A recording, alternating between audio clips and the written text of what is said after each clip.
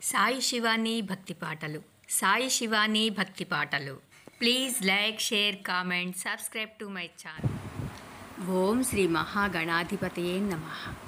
ఓం శ్రీ గురుభ్యో నమః. జై గురుదత్త. శ్రీపాదరాజం శరణం ప్రపద్యే. శ్రీపాద శ్రీవల్లభ సంపూర్ణ చరితామృతంలో 33వ అధ్యాయంలో శ్రీపాదుల వారే స్వయముగా రమణి నరసింహరాయల వివాహం జరిపించుట గురించి తెలుసుకుందాం. మేము శ్రీపాదుల వారి అనుజ్ఞను గైకొన్నాము. శ్రీపాదుల వారు ఇట్లా అన్నారు: నాయనలారా, మీరిచ్చటి నుండి బయలుదేరి శ్రీ పీఠికాపురమునికి వెళ్ళండి. నా యొక్క మంగళమయ ఆశీర్వాదములు మీకు తోడు నీడగా ఉంటాయి.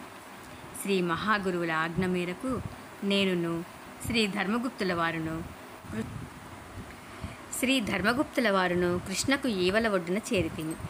ఒక బండ మీద శ్రీచరణుల పాదముద్రలను చూశాము. శ్రీపాదుల వారు సూర్య నమస్కారములు ఆ బండ మీద నిల్చుని చేసేవారట. శ్రీచరణుల పాదముద్రలను ఆ బండపై చూసి మేము ఆశ్చర్యానందములు పొందాము. మేము పంచదేవ పహాడ్ అనే గ్రామాన్ని చేరాము. మేము ఒక జొన్న చేనులో నేర్పడిన దారి వెంట పోవచ్చు ఉన్నాము. ఆ చేను యజమాని మమ్మల్ని సాదరంగా ఆహ్వానించారు. తినటానికి మధురములైన ఫలాలను సమర్పించారు. తీయటి మజ్జిగను త్రాగటానికి ఇచ్చారు. ఆ పంటకాపు పేరు నరసింహరాయుడు. అతడు తన చేలోనే ఒక ఇంటిని నిర్మించుకున్నాడు. ఒకరోజు తన ఇంట్లో విశ్రమించి ఆతిథ్యాన్ని స్వీకరించవలసిందని కోరారు. మేము సరే అన్నాము. అతడు శ్రీచరణుల లీలా వైభవాన్ని ఈ విధంగా చెప్పసాగారు: అయ్యా, నా పేరు నరసింహరాయుడు. నేను చిన్నప్పుడు చాలా దుర్బలుడను, పిరికివాడుగానున్నాను. నా తల్లిదండ్రులు చిన్నతనమున్నే గతించారు. నేను మా మేనమామ ఇంట పెరిగాను.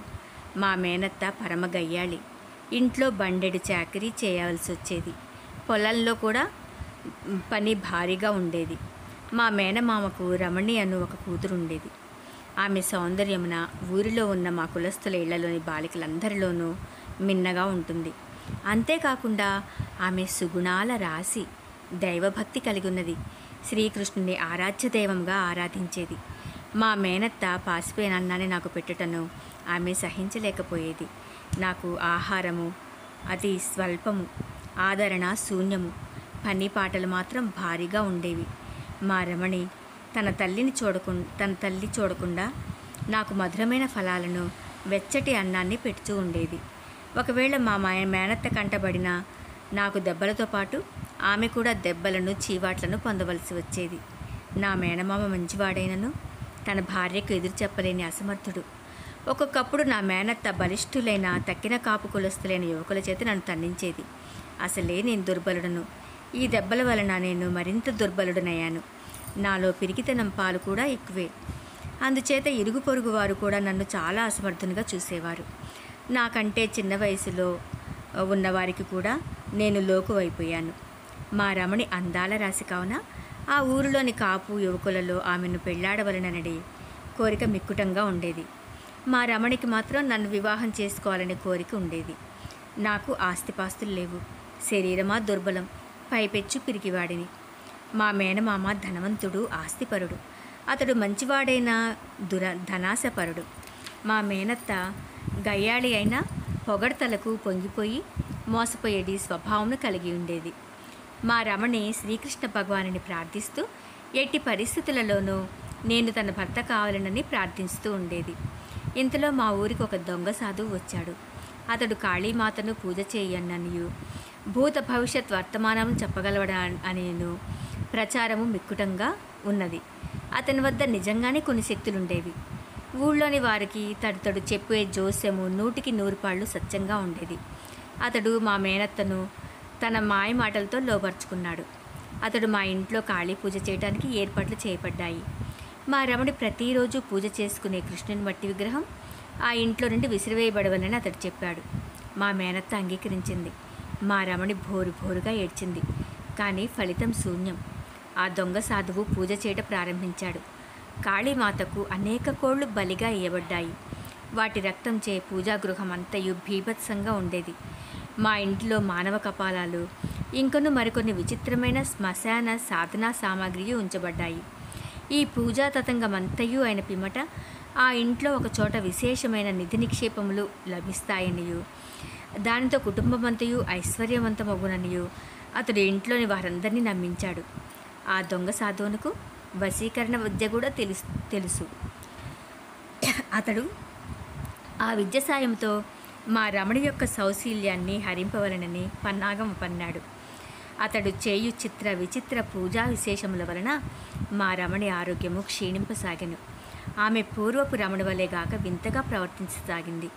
అర్ధరాత్రి వేళ ఆమె రక్తపానమును చేసేది. మేకలను కోళ్లను వధించి ఆ రక్తమును ఆమెకిస్తూ ఉన్నారు.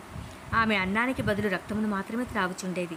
దొంగ సాధువు ఆమెలో కాళీమాత ప్రవేశించినదనియు అందువలన రక్తము త్రాగుచున్నదనియు, కాళీమాత తొలగిపోగానే ఆమె మామూలు మనిషి అగుననియు, రక్త తర్పణము లేనిదే కాళి శాంతించదనియు, నిధి నిక్షేపములు లభించవనియు నమ్మబలుగుతూ ఉన్నాడు. ఇల్లంతయు నానా బీభత్సముగా ఉండేది. ఉన్నట్లుండి ఆహార పాత్రలు నూతులు పడుచుండేవి. ఇంటిలో అక్కడక్కడ మానవ అస్థి పంజరాలు కూడా అగుపడుచుండేవి.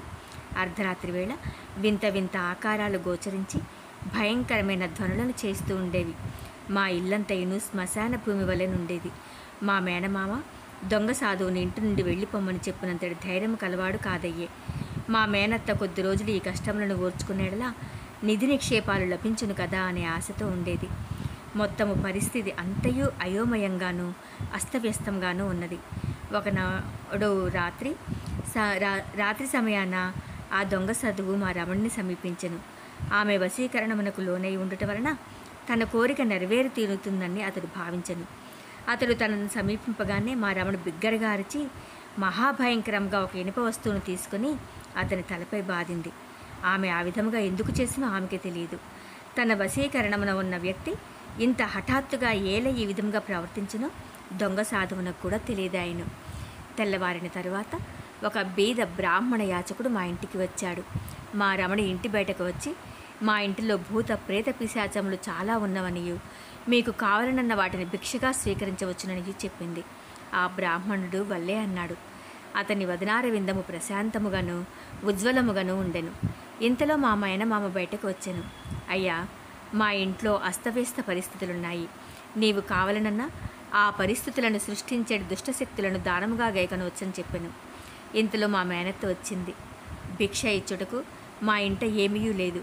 మా ఇంటనున్న దరిద్రమును నీకు కావాలనన్న భిక్షగా స్వీకరింపుమనెను. నేను కూడా ఇంటిలో నుంటిని.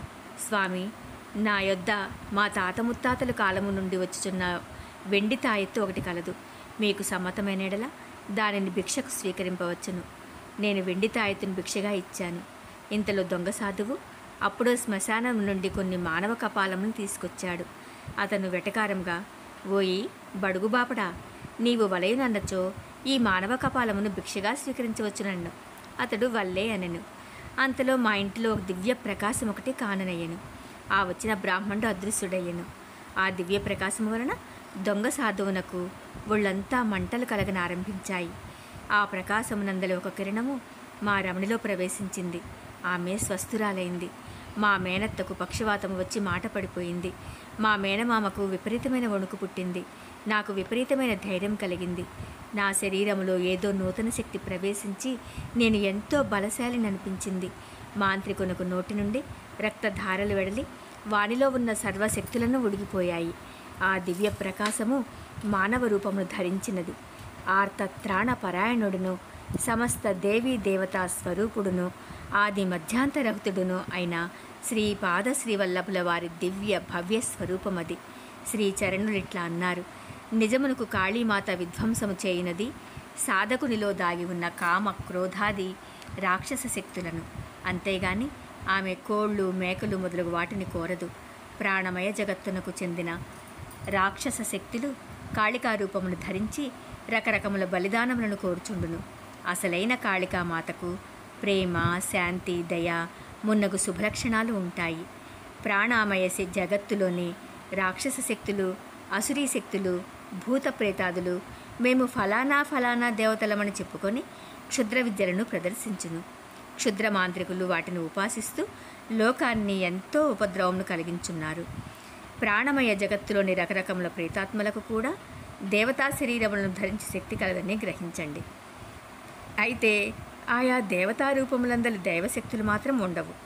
ధర్మము అడుగంటినప్పుడు నేను అవతరించేదనని అభయము ఇయ్యబడినది. ఆ అభయమును అనుసరించే ఈ శ్రీపాద శ్రీవల్లభ అవతారము వచ్చినది. ప్రేమ, శాంతి, దయ, కరుణ, అనంతమైన శక్తి వీటితో కూడినది ఈ అవతారమని సెలవిచ్చారు.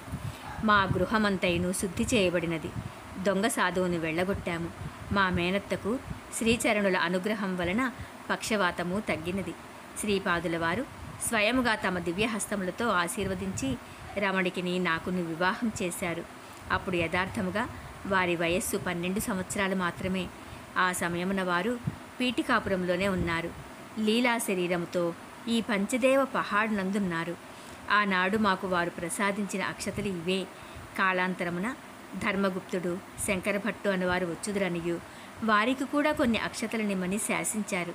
ఆహా, ఎంతటి లీలామయ అవతార స్వరూపము! శ్రీపాద శ్రీవల్లభుల వారికి జయము జయము. 33వ అధ్యాయము సంపూర్ణము. జై గురుదత్త. శ్రీపాదరాజం శరణం ప్రపద్యే. దిగంబర దిగంబర శ్రీపాదవల్లభ దిగంబర.